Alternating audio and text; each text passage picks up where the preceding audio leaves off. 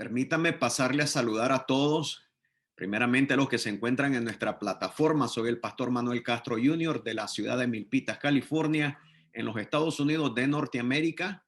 Les saludo en el amor de Cristo Jesús a todos los que están conectados y a todos los que tendrán la bendición de estar con nosotros ya después en el video, viéndolo en nuestro canal de YouTube. No se olviden que siempre estamos ahí y pueden buscar nuestro ministerio, gloria a Dios, bajo mi nombre, Pastor Manuel Castro JR Jr., ¿verdad? Y bajo Iglesia de Jesucristo Templo Mahanaim. Así que mis muy amados, vamos hoy a dar inicio a nuestra lección de parte de Dios, a lo que, ¿verdad?, venimos a disfrutar. Hoy estamos en la lección número 6. La lección número 6 para todos aquellos que están tomando nota y están apuntando. Y ahí en la lección número 6, quiero empezar, gloria a Dios, este gran viaje que hemos estado llevando. Todo estuvo basado en Mateo capítulo 25, cuando hablamos de las 10 vírgenes, de la gran famosa, gloria al Señor, parábola de las 10 vírgenes. Y se ha desarrollado un tema extraordinario para todos nosotros. Hemos ido aprendiendo. Gracias por todos los textos y los agradecimientos que tienen hacia Dios. Gracias por estarme diciendo vía texto, vía WhatsApp, a todos los que me escriben y me dicen que les está haciendo de tremenda bendición y que están aprendiendo muchísimo. Es para mí un honor todo el tiempo el servirle a todos los hijos de Dios y que todos vayan aprendiendo, gloria a Dios, y creciendo en el amor de Cristo Jesús por medio de su palabra, sabiendo de que todos los pastores evangélicos tenemos que llevar a la iglesia, a su iglesia, a los pies de Cristo y no a los nuestros. Así que ese es el deber de cada maestro, cada enseñador, no traerlos a un reino personal, sino al reino de Jesucristo. Y quiero empezar, mis muy amados, ahí en el libro de nuestro hermano Lucas, capítulo 13, versículo 22 al 30. Vamos a leer desde Lucas, capítulo 13, versículo 22 hasta el versículo 30.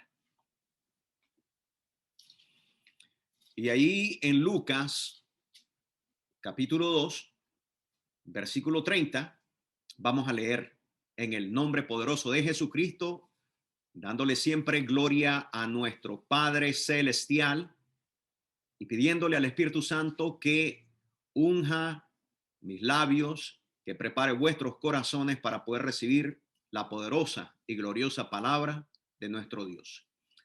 Voy a leer hoy de la versión, nueva versión internacional, gloria al Señor, o nueva versión, traducción viviente, perdón, y al lado estará también la Reina Valera.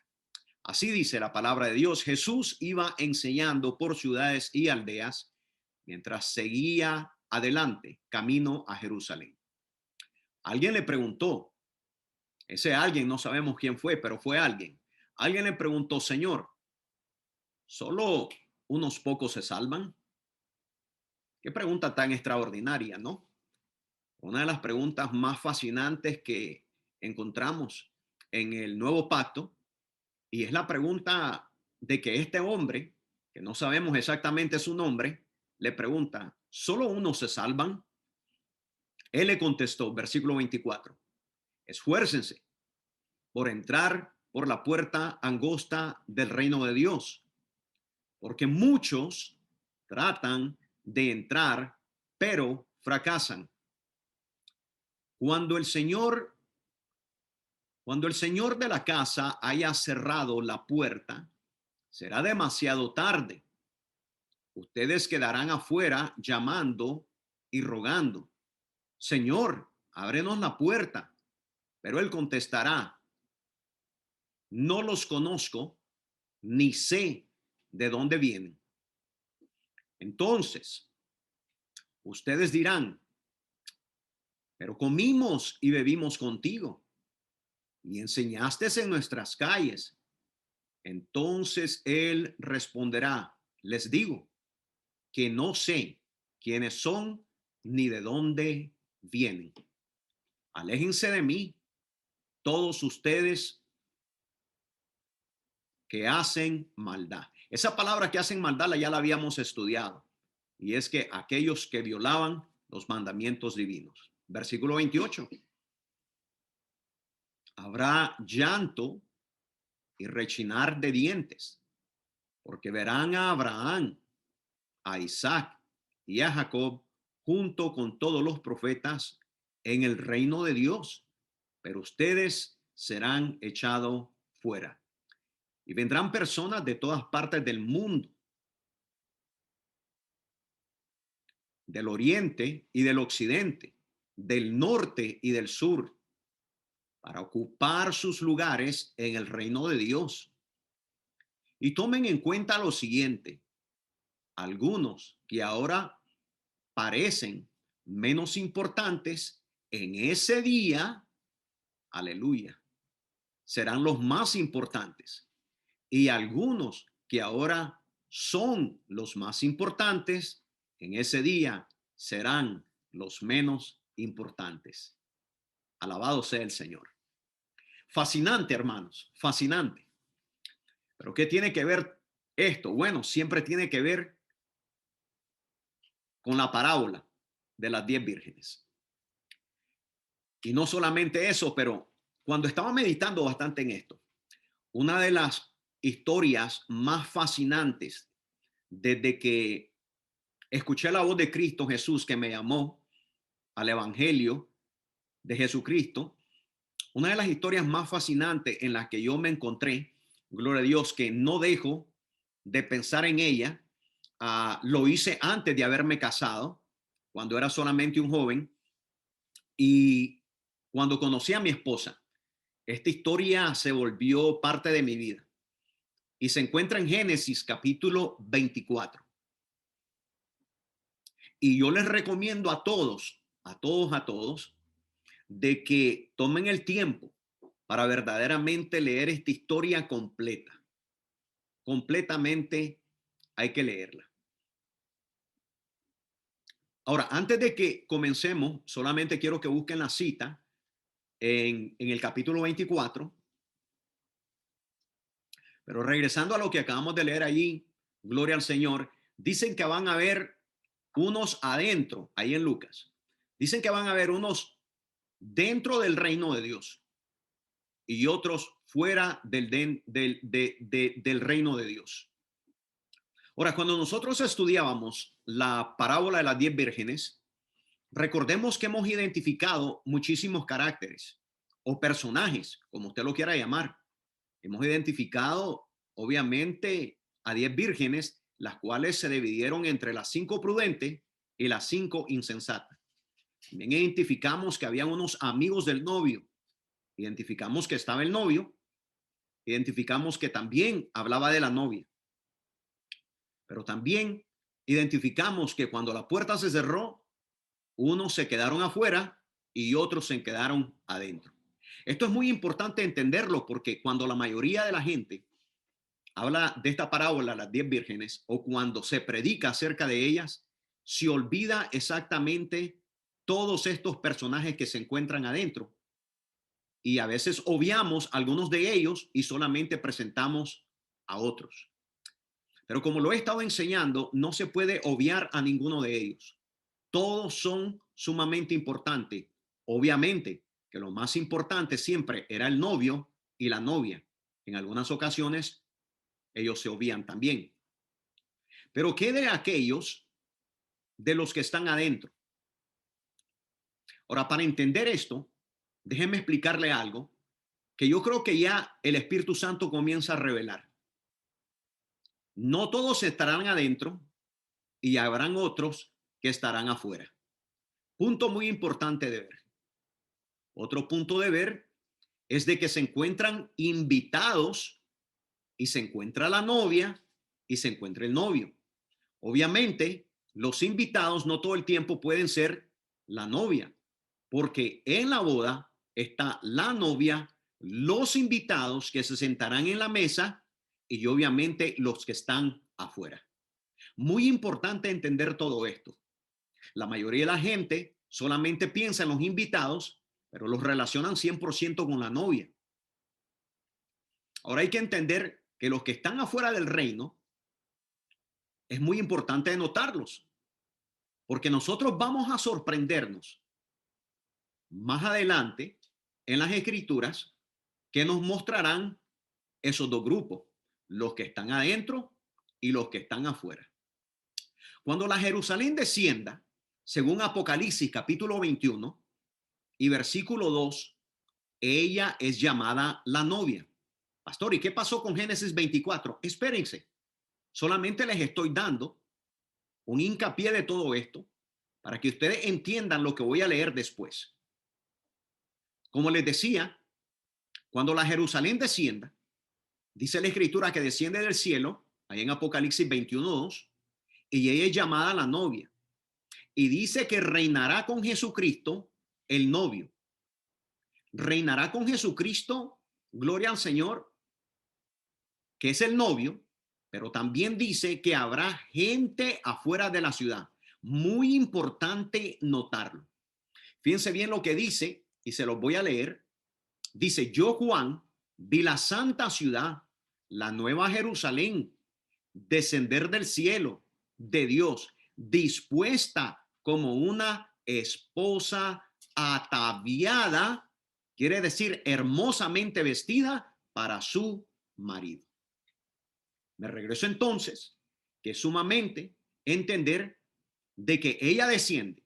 Y cuando se lee todo el capítulo 21, nos vamos a dar cuenta, y al estudiarlo, que hay personas, gloria al Señor, de que estarán adentro de la ciudad y hay personas que estarán afuera de la ciudad. En otras palabras, afuera del reino. Importante notarlo, mis muy amados. Gloria a Dios. También se nos cuenta en las escrituras que nos dan la señal para no cegarnos. Por eso hay que abrir el corazón a todo lo que nos dice la escritura y a todo lo que se nos está tratando de enseñar y nos está diciendo. Ahora que ya hablé un poquito de esto, quiero regresarme donde primariamente les había dicho que en Génesis capítulo 24 se encontraba una de las historias más fascinantes. ¿Y por qué más fascinante? Porque hay mucha relación aquí con esta novia que el novio está buscando. En Génesis capítulo 24 encontramos la gran historia de un hombre llamado Abraham, el cual Dios lo había enriquecido, que había tenido un hijo que era el hijo de la promesa llamado Isaac. Abraham había engendrado a Isaac en su vejez y ahora en esta historia, en el capítulo 24, Abraham manda un siervo y le dice que le vaya a buscar una esposa a su hijo. Pero una de las cosas más hermosas es que le dice que la esposa que él va a escoger para su hijo no podía ser de la misma ciudad en la que ellos se encontraban, sino que él tenía que viajar para buscar a esa esposa. Y esa esposa iba a ser, bueno, esa novia iba a ser la esposa de su hijo, aquel hijo que había dado Dios como una promesa de lo que le había dicho a Abraham. Ahora recojamos un poquito la historia en el versículo 17 al 19. Y yo les recomiendo con todo mi corazón que ustedes lean toditito el capítulo 24 para entender toda esta historia. Pero yo voy a hablar solamente de algunas partes de ella porque esto está completamente relacionado. Aquí vamos a ver el patrón. Escúchame bien, amada iglesia. Aquí vamos a ver el patrón de lo que verdaderamente estaba buscando. Ahora, Abraham representa al padre, Isaac representa al hijo, y este siervo que es enviado es una representación del Espíritu Santo.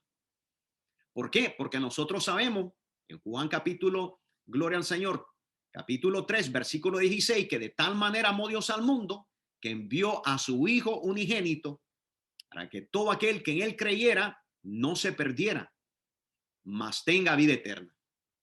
Él no solamente vino a entregar la vida por nosotros, pero vino en busca, gloria al Señor, de dejar marcada a esa novia.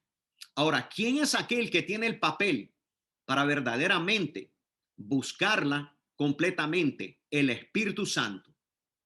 Ahora vamos a ver lo que nos dice para relacionar todo esto, que claramente se ve en esta historia. En el versículo 11, gloria al Señor, y yo sé que empecé en el 17, pero yo quiero leerles rápidamente y después recogemos la historia en el 17. Gloria a Dios. Aquí en este versículo, el siervo le había pedido en oración, él está orando y le dice de esta manera en el verso 12. Dice, oh Señor Dios de mi amo Abraham, oro, te ruego que hoy me des éxito y muestres amor inagotable a mi amo Abraham. Aquí me encuentro junto a este manantial y las jóvenes de la ciudad vienen a sacar agua. Mi petición, versículo 14, es la siguiente. Yo le diré a una de ellas, por favor, dame de beber de su cántaro. Y si ella dice, sí, beba usted, y también daré de beber a sus camellos, que sea ella la que ha elegido como esposa para Isaac.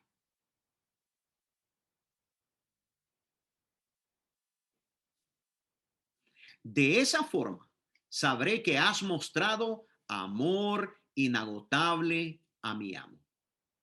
Después de que este siervo había sido enviado, mi muy amado, él se encontró en un pozo. Y cuando llegó a ese pozo de agua, él hizo esta oración.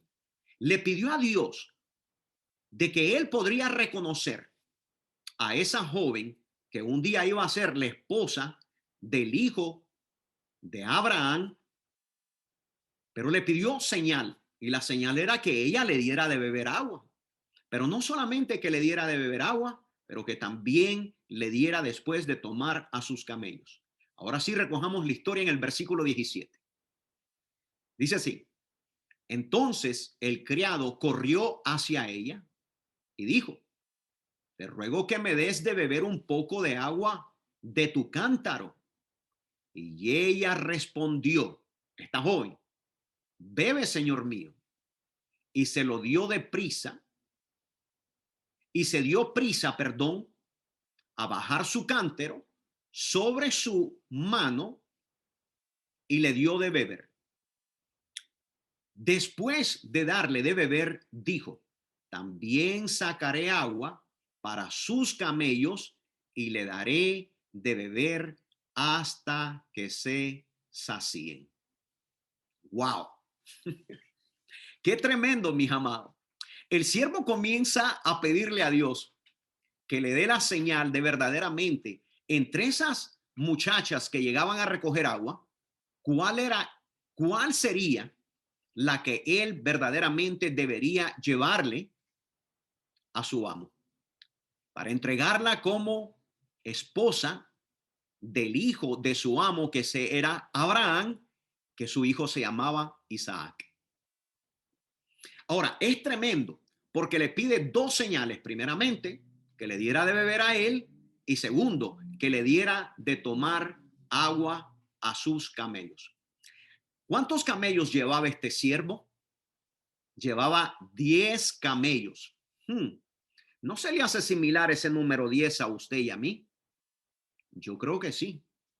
10 camellos. Ahora, lo interesante es que si nos ponemos a pensar cuánto verdaderamente litros de agua bebe cada camello, nos daremos cuenta de la gran labor que tenía esta joven de darle de tomar agua no a un camello, sino a 10 camellos.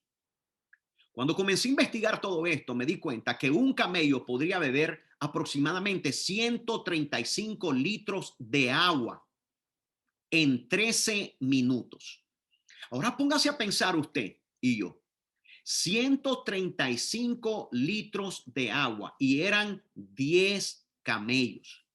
Estamos hablando de 1.350 litros de agua. ¿Habrá trabajado esta muchacha extremadamente? ¿Y por qué haber hecho tanta labor solamente porque un hombre se lo estaba pidiendo? Cuando yo me pongo a pensar y relaciono las aguas, porque la escritura nos dice que ella estaba en un pozo sacando agua. Cuando ella casi se estaba yendo, el siervo corrió hacia ella y le pidió que le diera de beber. Cuando ella le da de beber, no se rehúsa primeramente a la petición del siervo. Así como la iglesia, la novia de entre la iglesia que él viene a buscar, no se niega a la petición, no solamente del novio, pero a la petición del Espíritu Santo.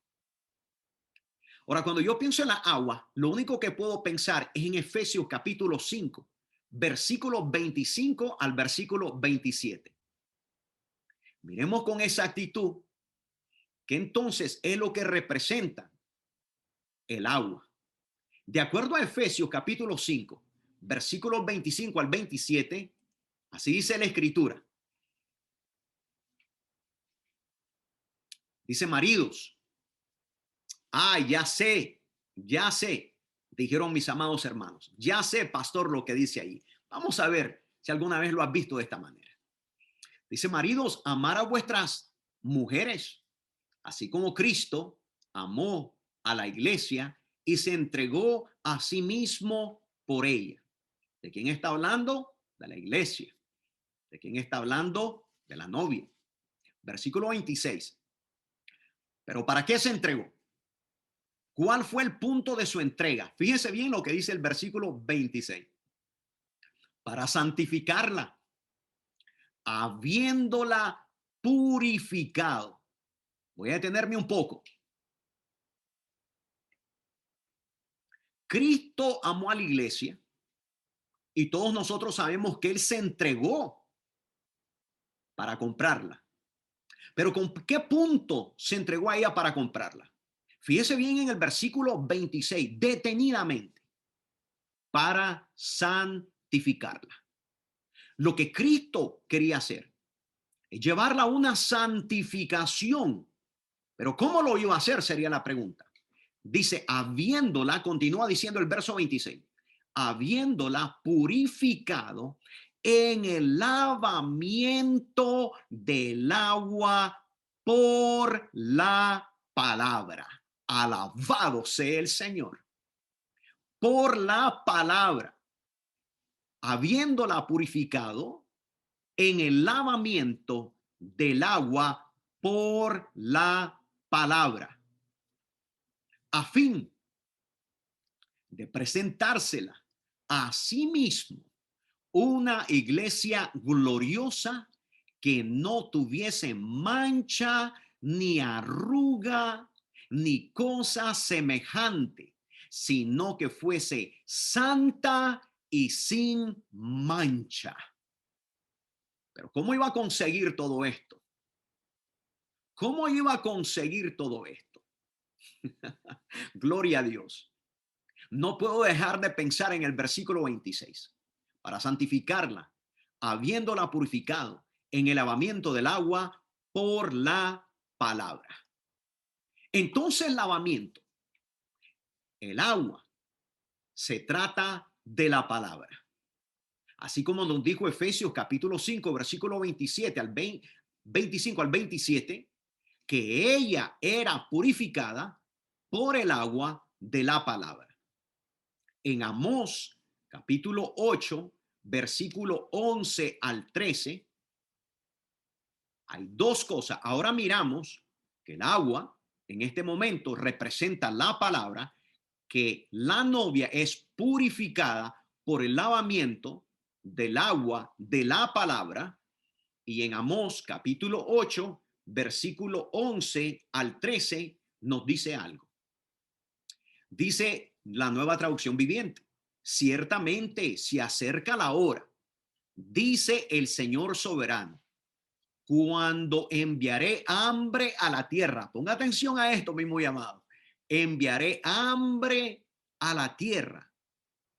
No será hambre de pan, ni sed de agua, sino hambre de oír las palabras del Señor. Alabado sea el nombre de Jesús. El hambre que él iba a enviar era un hambre, gloria al Señor, no de pan ni de agua, quiere decir de alimento, de vianda, como lo dijo el Señor y el apóstol, sino hambre de oír la palabra del Señor. Verso 12: la gente deambulará de mar a mar y vagará de frontera a frontera en busca de la palabra del Señor, pero no la encontrarán. En aquel día, las jóvenes hermosas y los muchachos fuertes se desmayarán de sedientos por la palabra del Señor. Aquí el hambre y la sed iba a ser provocada por Dios mismo. Y esta hambre y esta sed no iba a ser de un pan natural o de una agua común y cualquiera. Esta hambre y esta sed se va a tornar en la palabra de Dios. Quiere decir que cuando nosotros pensamos en Rebeca, miramos varias cosas en ella. Miramos el agua, gloria a Dios. Ahora en Amós miramos que se tiene una hambre, pero una hambre por la palabra. ¿Pero la palabra de quién? La palabra del novio, la palabra del amado. Cuando yo pienso en las características de la novia, según la historia de Abraham y de ese siervo, gloria a Dios, y de esa novia que se llama Rebeca, cuando yo pienso en ella, lo primero que veo es que Rebeca le encantaba servir a los demás. ¿Por qué dice eso, pastor? Bueno, lo primero que Rebeca hizo es que sirvió al siervo, ¿no? Le sirvió de beber. Aquel siervo que había sido enviado por Abraham, que es la figura y prototipo del Espíritu Santo. Pero no solamente sirvió al siervo, recordemos la historia, también sirvió a los 10 camellos, que era un simbolismo de toda su actitud, que ella iba a servir completamente. Ella era una sierva completa en toda la palabra. Por eso la escogen como la novia de ese hijo de Abraham que tipifica a Jesucristo mismo. Entonces, una de las características que ella tiene es que es una sierva completa. A ella le encanta servir, no por el nombre que le digan sierva, porque a todas quieren que les digan sierva, o a todos les gusta que les digan siervos. Pero no era el nombre lo que ella estaba buscando, sino lo que ella verdaderamente buscaba era algo que tenía dentro de ella, que se llamaba el servir. El servir eran sus obras. A ella le encantaba no solamente servir para que la miraran, no, señor. Ella servía con todo su corazón. En primer lugar, ni siquiera conocía a este siervo, ni siquiera sabía de dónde venía, pero le estaba sirviendo. ¿Y qué mujer usted conoce que sin conocer a alguien le da de tomar a 10 camellos?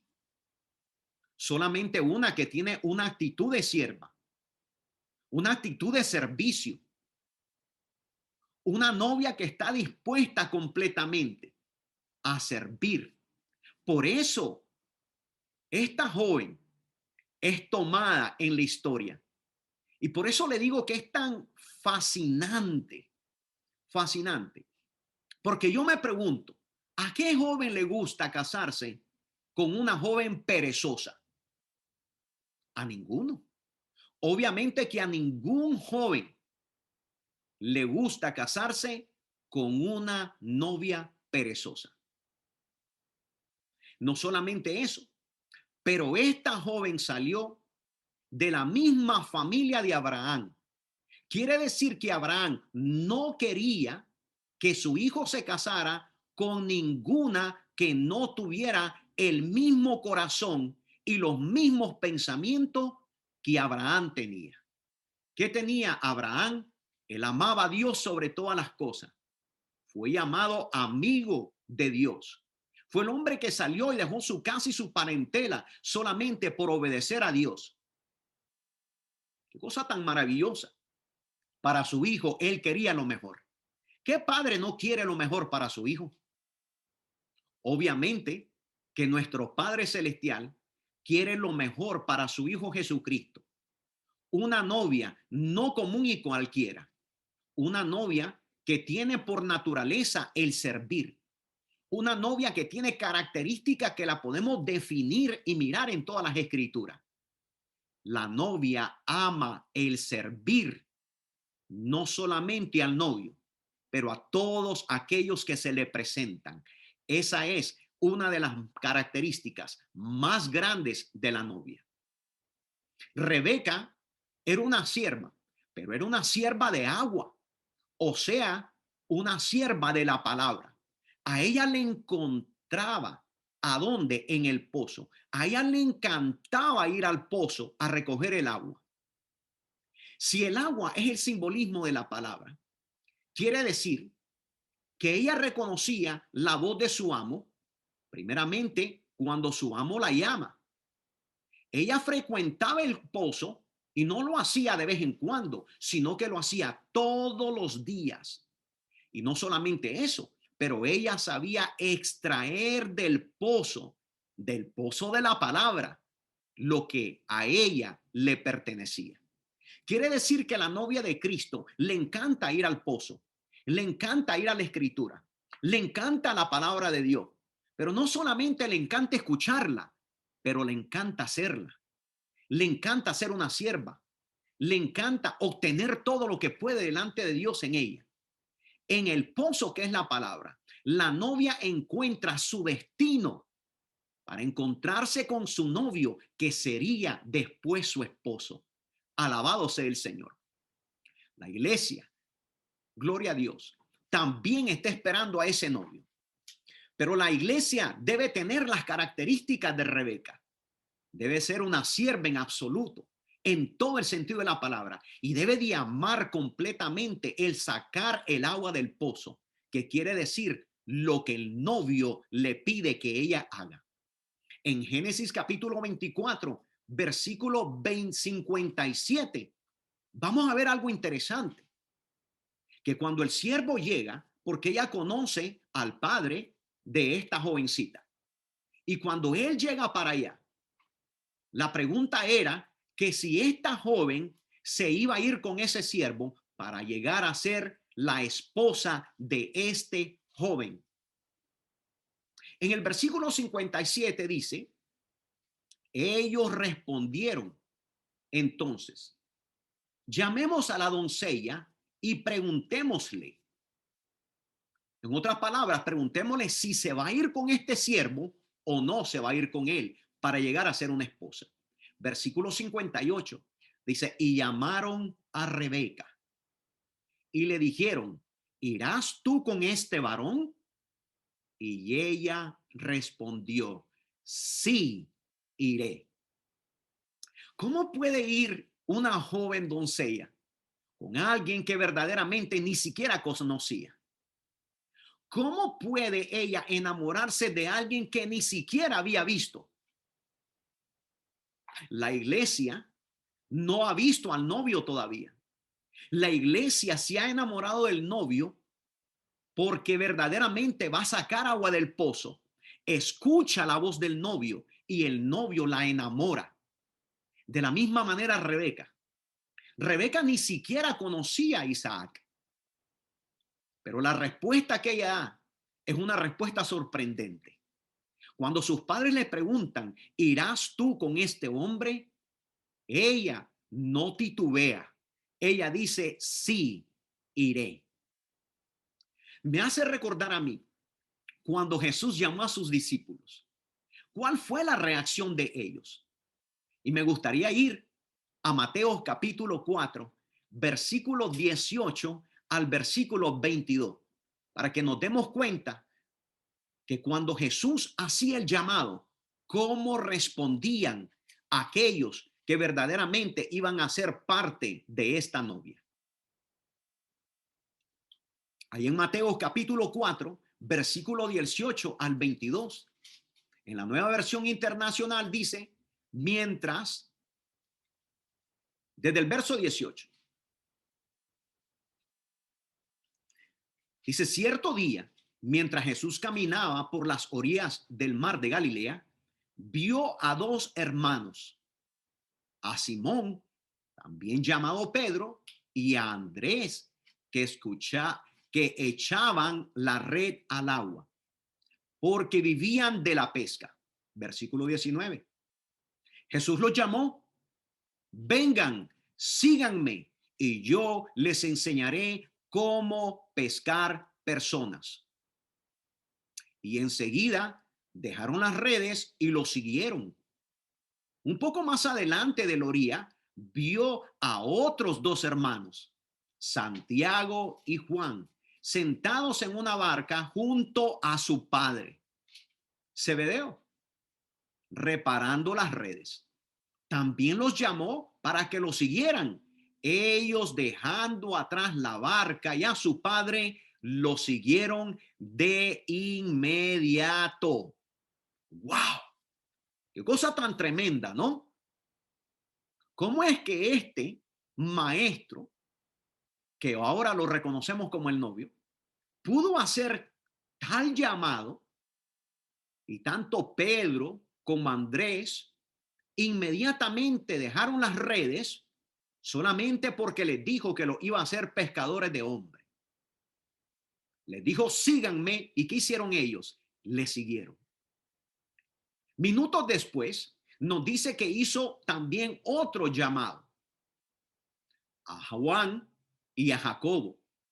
Pero ellos no se encontraban solos, sino que se encontraban con su padre. Y se encontraban en la barca, que ellos estaban en ese momento remendando las redes. Jesús los llama, ¿y qué hicieron ellos? Dejaron enseguida la barca de su padre y lo siguieron. No es sorprendente, y tú y yo nos ponemos a pensar, ¿cómo es que ellos pudieron abandonarlo todo? Porque Rebeca hizo lo mismo. Rebeca, en el momento que su padre le preguntó que se iba a ir con ese hombre desconocido a una tierra desconocida, a casarse con un joven desconocido, Rebeca inmediatamente dijo, sí, lo haré. También me llama a traerme a la memoria en Mateo capítulo 9, y quiero leerlo de la Nueva Versión Internacional. La Nueva Versión Internacional. Ahí en Mateo capítulo 9, vamos a leer desde el verso 9 al versículo 13. Y vamos a encontrar esta fascinante historia.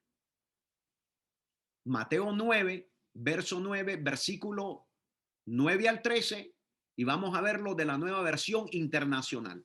Y al otro lado estará la Reina Valera también. Así que dice,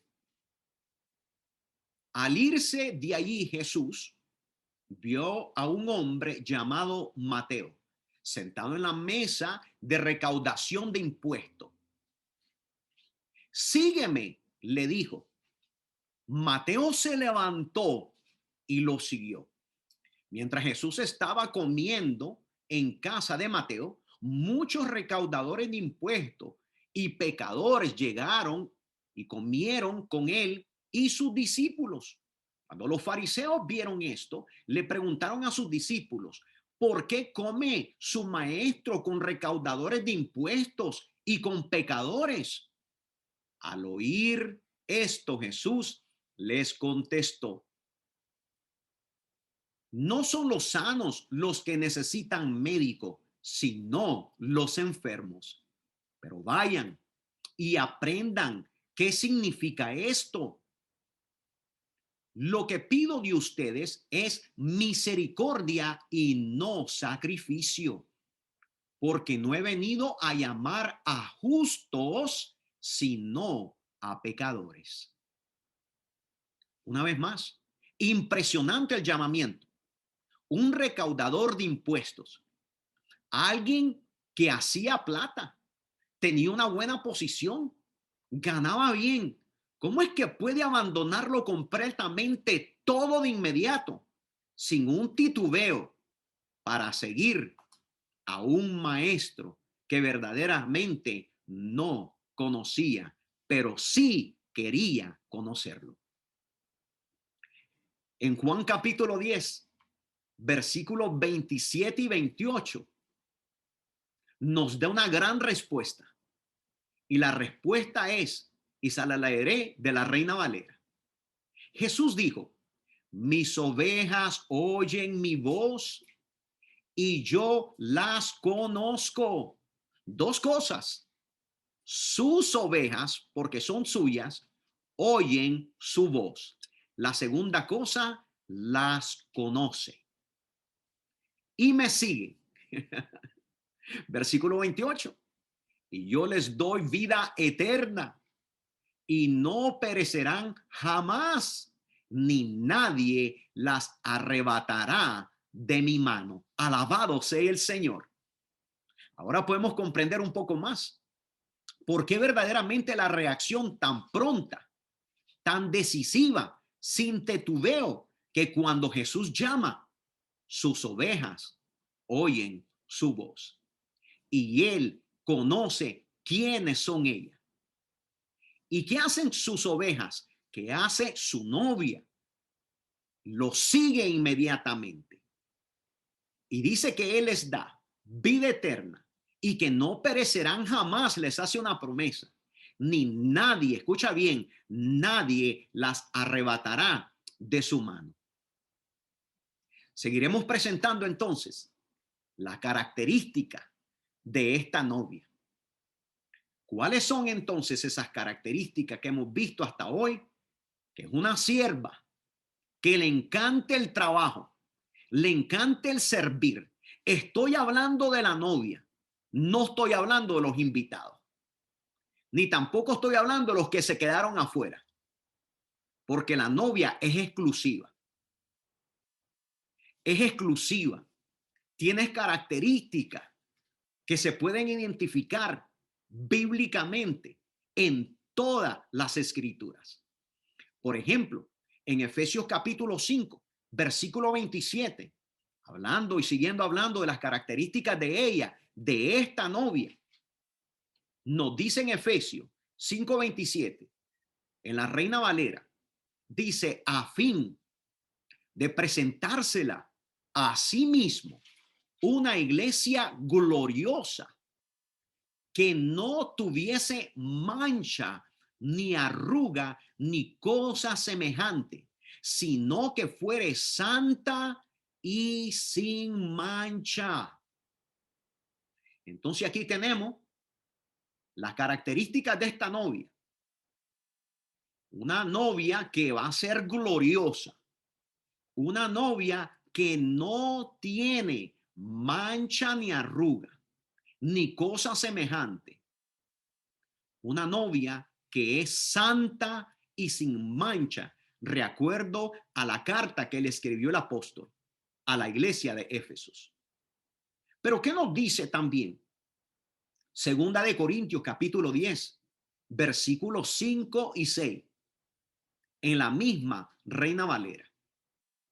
Ahí en el capítulo 10 y en el versículo del 5 al 6 nos dice: derribando argumentos y toda altivez que se levanta contra el conocimiento de Dios, y llevando cautivo todo pensamiento a la obediencia de Cristo. Verso 6, ponga atención. Y estando prontos para castigar toda desobediencia, cuando vuestra obediencia sea perfecta. Quiere decir que la obediencia tiene que llegar a la perfección. Quiere decir que la obediencia se tiene que perfeccionar. Características de la novia. En el libro de Efesios, o en la carta de Éfesos, capítulo 4, versículo 13, también nos da otra característica de ella. Leo una vez más de la Reina Valera. Hasta que todos lleguemos a la unidad de la fe y del conocimiento del Hijo de Dios, a un varón perfecto, a la medida de la estatura de la plenitud de Cristo. Un varón perfecto. Esto es lo que resalta. Unidad de la fe. Esto es lo que resalta el verso. Pero ¿cómo puede la novia tener obediencia perfecta y que ella sea perfecta en la plenitud de Cristo Jesús? Son características que ella trae, pero comencemos a observar cómo entonces llega a tener todo esto ella. Por ejemplo, empecemos en mirar qué es lo que significa la palabra perfecto para descubrir todo esto. La palabra perfecto en el original hebreo. La palabra perfecto en el original hebreo, mis muy amados y amadas, es la palabra tam o tamim, que le encontramos en el Strong en el 8549, pero que ella se deriva también del 8552. ¿Pero qué significa tamim? La palabra tamim significa completo. Cuando tú y yo nosotros pensamos en perfecto, verdaderamente en el hebreo es algo muy diferente a lo que tú y yo tenemos en nuestro corazón y nuestra mente. Porque la palabra perfecto, que es tamim, significa completo, significa correcto, significa pacífico, significa sano y significa saludable. Y de aquí, de esta palabra de tamim, que es completo, correcto, pacífico, sano y saludable, se encuentra también tamam. Y la palabra tamam es la raíz primaria que significa completar en sentido de bueno o de malo, acabar, concluir y cumplir. Interesante, ¿no, mis amados? Aunque en el griego la palabra es teleios o teleios, que significa completo, maduro, perfecto, completamente crecido, plenamente desarrollado, que alcanzó su propósito. Ahora nos hace más sentido la palabra perfecto. Por ejemplo, en Josué, capítulo 24, versículo 14, y la voy a leer de la Nueva Traducción Viviente, porque ahora que hemos entendido la palabra perfecto, nos comienza a dar un poco de más luz exactamente esta novia. Ahí en Josué capítulo 24, versículo 14, en la Nueva Traducción Viviente dice: por lo tanto, temer al Señor y sírvelo con todo tu corazón. Esta palabra de con todo tu corazón, en la Reina Valera, es la palabra integridad y verdad. Bueno, cuando nosotros hablamos de integridad y verdad, estamos hablando de la misma palabra que es tamim, que significa perfecto. Pero sigue diciendo: echa fuera para siempre los ídolos que tus antepasados adoraron cuando vivían al otro lado del río Éufrates y de Egipto. Sirve únicamente al Señor. Entonces hay que tener un corazón perfecto, y lo primero que pide: arroja los ídolos de tus antepasados que ellos adoraron y te enseñaron a adorar. Así, cuando ellos vivieron al otro lado del río Éufrates, quiere decir en Egipto. Sirve al Señor. Entonces lo que está hablando de un proceso de purificación, un proceso de completamiento, un proceso de que se necesita empezar para terminarlo. Por ejemplo, en Salmos capítulo 19, versículo 19, capítulo 19, verso del 7 al 11. Miremoslo todos juntos. Ahí en Salmo, capítulo 19, versículo del 7 al 11. Nos dice algo interesante. Y aunque ya hayamos leído esto, siempre en la luz encontramos más luz.